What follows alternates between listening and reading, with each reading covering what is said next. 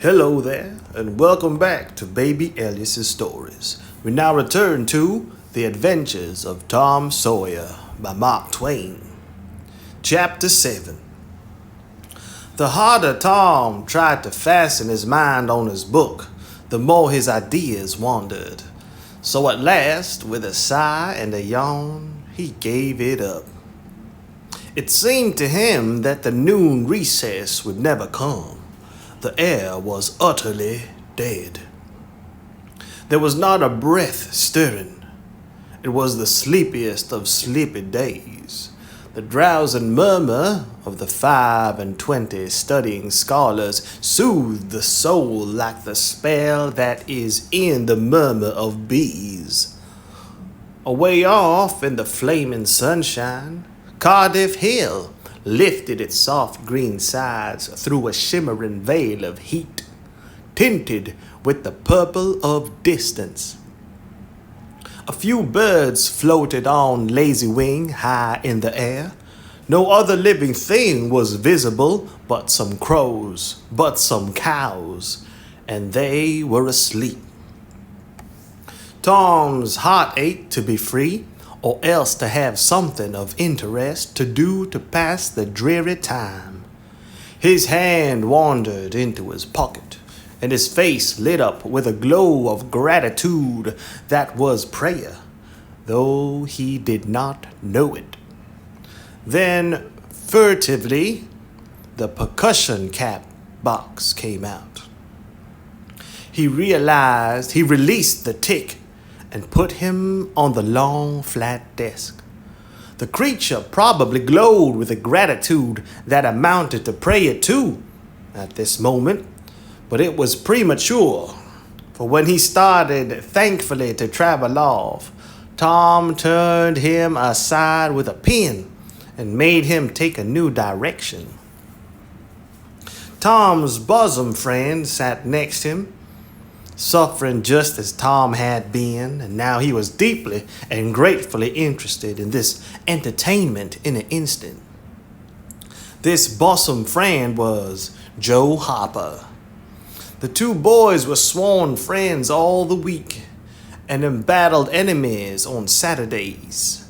Joe took a pin out of his lapel and began to assist in exercising the prisoner. The sport grew in interest momently.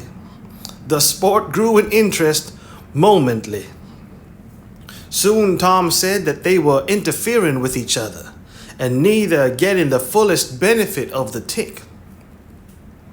So he put Joe's slate on the desk and drew a line down the middle of it from top to bottom. "Now," said he, "as long as he is on your side, you can stir him up and let him alone. And I'll let him alone. But if you let him get away and get on my side, you're to leave him alone as long as I can keep him from crossing over." "All right, go ahead. Start him up." The tick escaped from Tom presently and crossed the equator. Joe harassed him a while, and then he got away and crossed back again. This change of base occurred often. While one boy was worrying the tick with absorbing interest, the other would look on with interest as strong. The two heads bowed together over the slate, and the two souls dead to all things else. At last luck seemed to settle and abide with Joe. The tick tried this, that, and the other course, and got as excited and as anxious as the boys themselves.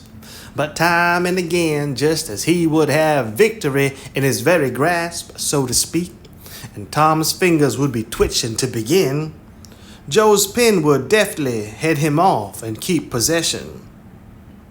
At last Tom could stand it no longer. The temptation was too strong, so he reached out and lent a hand with his pen. Joe was angry in a moment, said he. "Tom, you let him alone."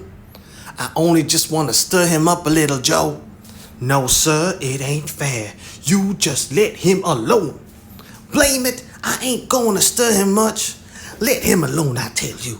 "I won't." "You shall. He's on my side of the line." "Look here, Joe Hopper, who is that tick?"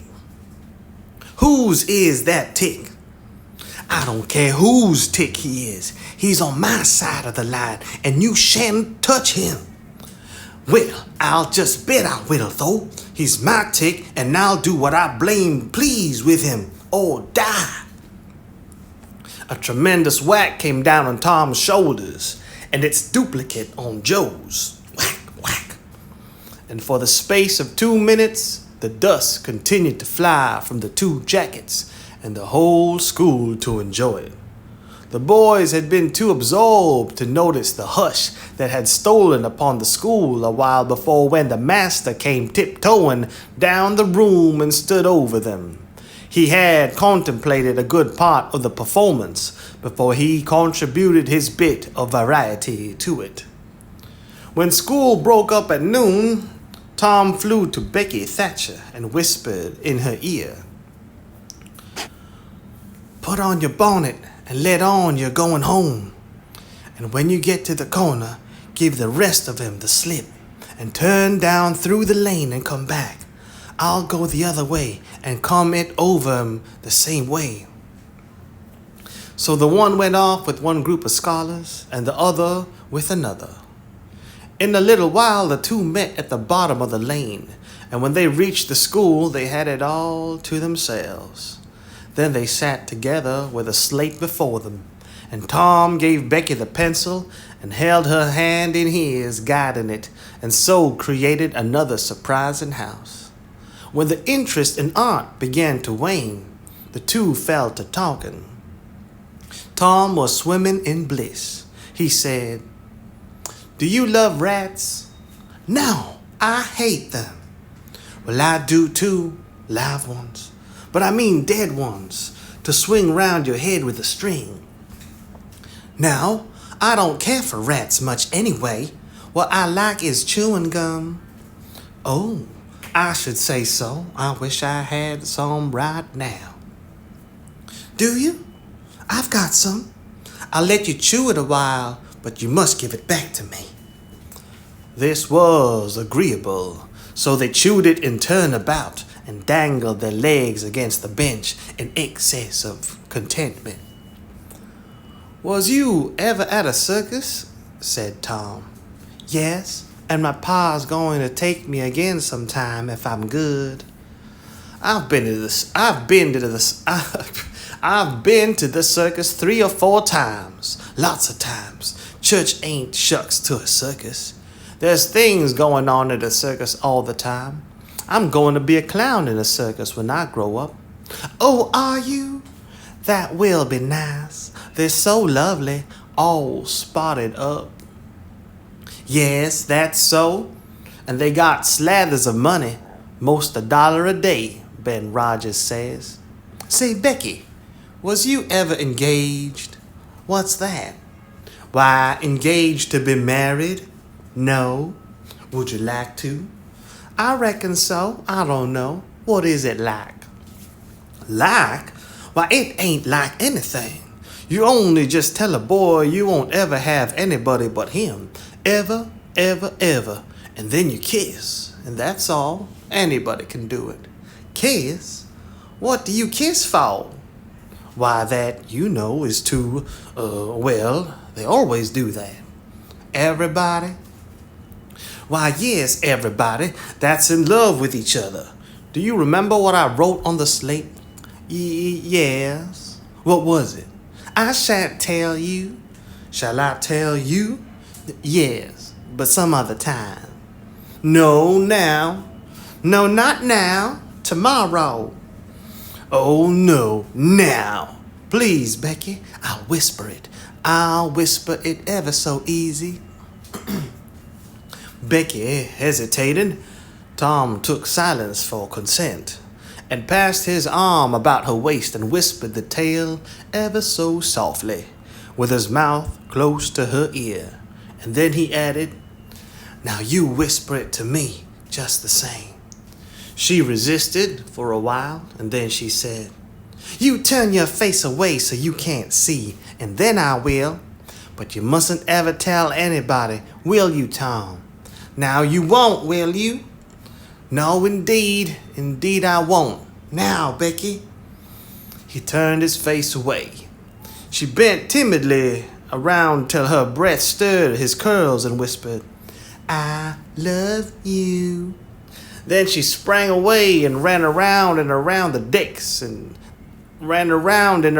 desks and benches with Tom after her, and took refuge in a corner at last, with her little white apron to her face.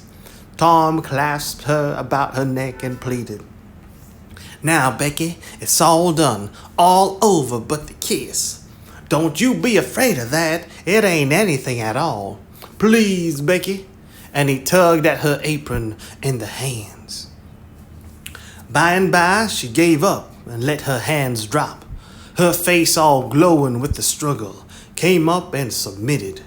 Tom kissed the red lips and said, "Now it's all done, Becky, and always after this, you know, you ain't ever to love anybody but me, and you ain't ever to marry anybody but me, ever, never, and forever, will you?"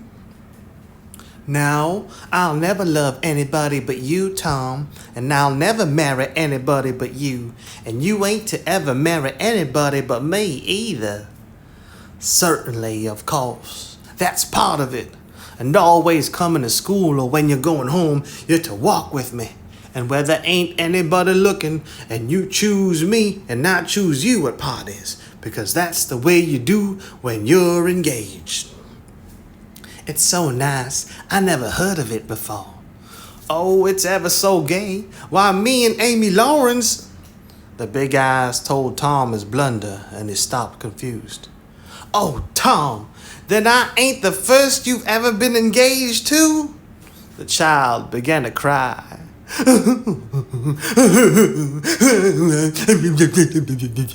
Tom said, "Oh, don't cry, Becky. I don't care for her anymore." "Yes, you do, Tom. You know you do, oh, Tom." Tom tried to put his arm about her neck, but she pushed him away and turned her face to the wall and went on crying. Tom Sawyer." Tom tried again with soothing words in his mouth and was repulsed again. Then his pride was up, and he strode away and went outside. He stood about, restless and uneasy for a while, glancing at the door, every now and then hoping she would repent and come to find him. But she did not. Then he began to feel badly and fear that he was in the wrong. It was a hard struggle with him to make new advances now, but he nerved himself to it and entered. She was still standing back there in the corner sobbing, with her face to the wall. "Tom." Tom's heart smote him. He went to her and stood a moment, not knowing exactly how to proceed. Then he said hesitatingly, "Becky, I don't care for anybody but you." No reply but sobs. "Becky," pleadingly, "Becky, won't you say something?" More sobs. Tom got out his chiefest jewel, a brass knob from the top of an andiron. Andiron,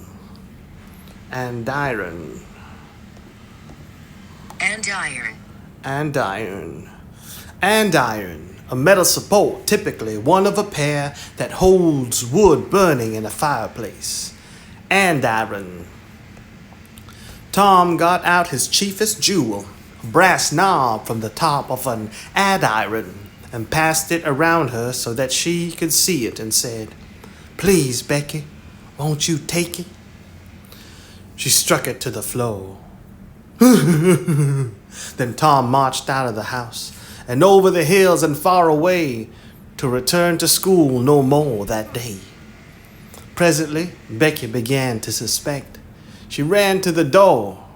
He was not in sight. She flew around to the play yard. He was not there.